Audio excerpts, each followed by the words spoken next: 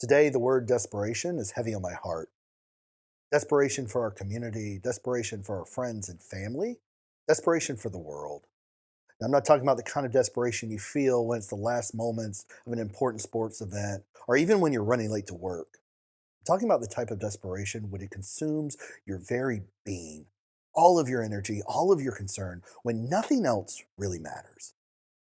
One writer puts it this way: desperation runs down the street knocking on every single door.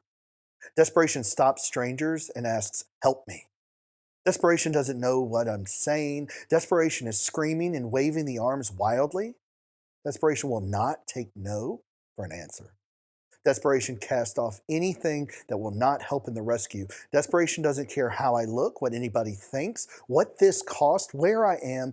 I don't care.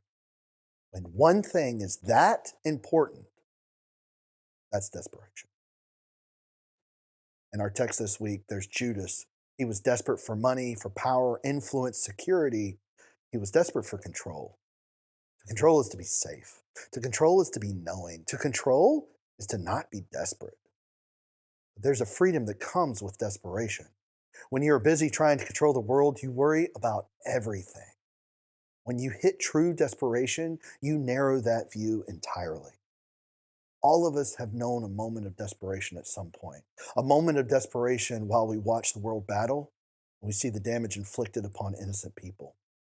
A moment of desperation as we see folks walking the streets, no food, no shelter, only what's on their backs. A moment of desperation as we reflect on our own lives.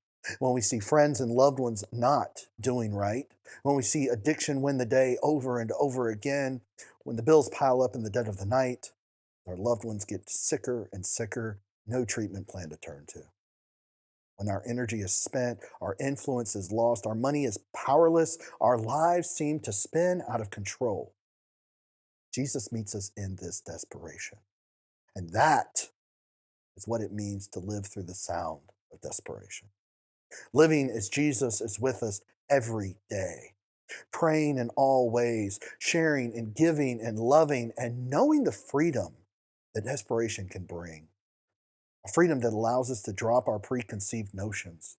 A freedom that makes us forget about money and possessions. A freedom that has us begging for a relationship with God because there's nothing else we can turn to. A freedom that calls us to live with Jesus every day. That is where God meets us, to get whatever it takes to live through this one